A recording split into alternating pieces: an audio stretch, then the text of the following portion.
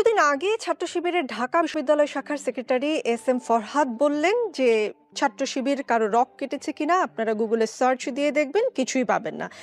কিন্তু আমি তার কথা শুনে গুগলে সার্চ দিলাম এবং বেশ কিছু অভিযোগ পেলাম। আপনাকে দু একটা শোনাই। 1988 সালের 31শে মে রাজশাহী মেডিকেল কলেজ শাখার ছাত্রমৈত্রীর সভাপতি জামিল আক্তার রতনকে 4 হাত পায়ের রক কেটে হত্যা করা হয়। 1989 সালে রমজান মাসে ছাত্র ইউনিয়নের রাজশাহী বিশ্ববিদ্যালয় শাখার সভাপতি গাজী গোলাম মোস্তফাকে ইফতারের দাওয়াত দিয়ে নিয়ে গিয়ে হাতের রক কেটে দেওয়া হয়। এরকম আরো বেশ কিছু অভিযোগ গুগলে সার্চ করে আমি পেয়েছি। সত্য মিথ্যা আসলে আরেকটু ইনভেস্টিগেট করলে হয়তো আমি বের করতে পারতাম। মানে শিবির কেন রক কাটে এবং সেটা কি আসলে কেবলই মিথ? সত্যতা নিশ্চয়ই আছে। এমনি এমনি তো যা রটে তার তো কিছু বটেও না। আচ্ছা, অনেক অনেক ধন্যবাদ আপনাকে। শিবির রক কেটেছে কিনা সেটা একটা প্রশ্ন। কাটলে কার কার কেটেছে, কতটা কেটেছে, কোন সময় কোন জায়গায় কেটেছে এবং কেন কেটেছে, 3 প্রশ্ন, একের মধ্যে 3। তা আমি এর জবাব অবশ্যই দেব।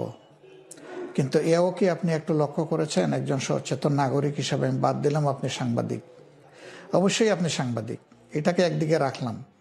একজন দায়িত্বশীল নাগরিক হিসাবে আপনার কাছে আমার জানার বিষয় যে শিবিরের ছেলেদের একটা ইটের উপরে মাথা রেখে আর একটা ইট দিয়ে এই রাজশাহী বিশ্ববিদ্যালয়ে একজন করে 4 জনকে খুন করা হয়েছে, এটা কি আপনি জানেন? হ্যাঁ, ঠিক, আপনি আপনি আপনি খবর নেবেন। 2 নম্বর হলো যে আপনি অত দূরে যাব না, ভেরি রিসেন্ট পাশে চলে আসেন।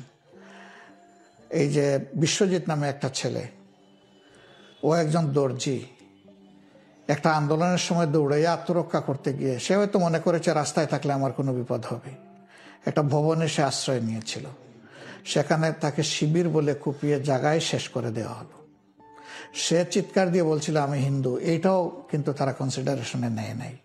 তুই শিবির, এটা বলেই তাকে এইভাবে কুপিয়ে স্পষ্ট দিবালুকে হত্যা করা হয়েছে এবং তাদের কিছু শাস্তি হয়েছে। আমি জানি না আলটিমেটলি সেই শাস্তি বাস্তবায়ন কতটুকু হবে।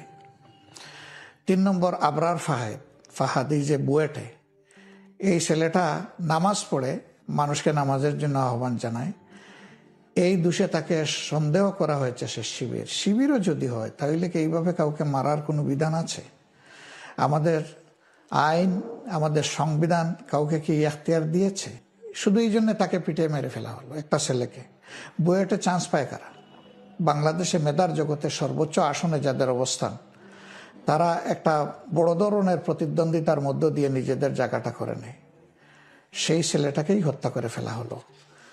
এরকম শত শত ছেলেকে বিভিন্ন ক্যাম্পাসের বাইরে হত্যা করা হয়েছে। এখন আসেন রক কাটার ব্যাপারে আমি চাচ্ছি। রক কাটার ব্যাপারে সুনির্দিষ্ট কোনো অভিযোগে যদি মামলা হয়ে থাকে এবং বাংলাদেশের আদালতে যদি এটা প্রমাণিত হয়, তাহলে যে যার শাস্তি পাওয়ার পাবে। আমি তার পক্ষে দাঁড়াবো কেন? প্রশ্নই উঠে না। সে শিবির হোক আর যেই হোক, এই ধরনের অপকর্ম যেই করবে শাস্তি সে পাক, এটা আমি দাবি করি। কিন্তু শিবির রক্ষাটা এটা বলে যে প্রপাগান্ডা চালানো হয় আমাদের বিরুদ্ধে, তার বাস্তবতা চ্যালেঞ্জ করে আমরা বহুবার বলেছি কতগুলা রোগের রগ কোথায় কাটা হয়েছে আমাদেরকে কেউ দিয়ে একটু সাহায্য করেন।